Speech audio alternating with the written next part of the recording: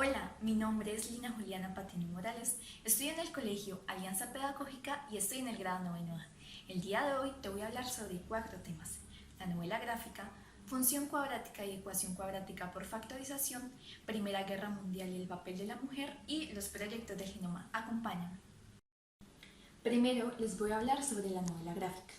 La novela gráfica es un formato de publicación con guión y de un solo autor que contiene una historia única donde se fusionan el dibujo y la narrativa y presentan temas profundos e historias extensas.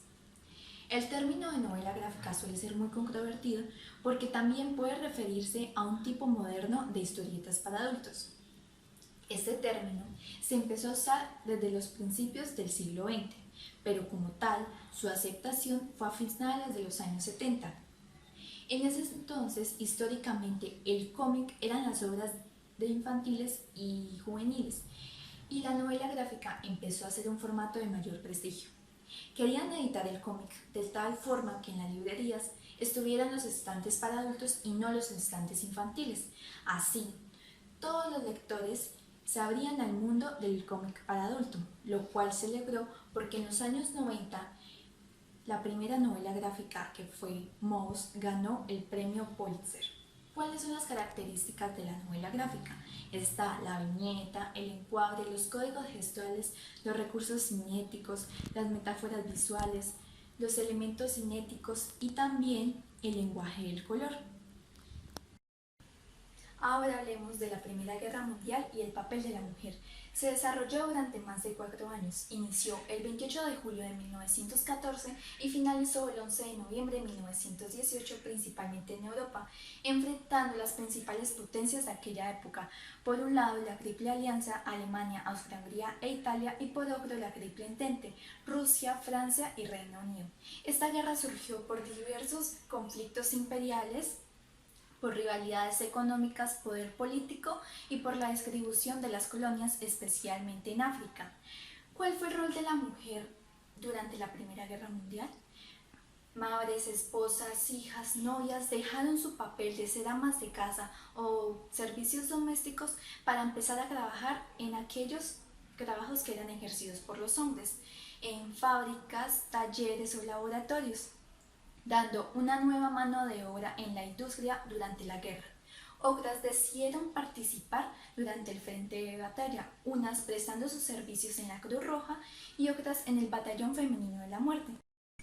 Ahora les voy a hablar sobre la función cuadrática y la ecuación cuadrática. Primero les voy a hablar sobre la función cuadrática. Es aquella que se representa por medio de una ecuación de la fórmula función de x es igual a x al cuadrado más bx más c, donde ax al cuadrado es el término cuadrático, bx es el término lineal y c es el término independiente. La parábola es la representación gráfica de la función cuadrática. Sus elementos son raíces, que se halla por medio de la fórmula cuadrática, vértice, eje, simetría, ordenada al origen y valor simétrico. La parábola se divide en 2 tipos: cóncava y convexa. Cuando hablamos de cóncava es cuando sus brazos o raíces están hacia arriba, que representa como una U, y cuando hablamos de convexa es cuando sus brazos o raíces están hacia abajo, es como una montaña.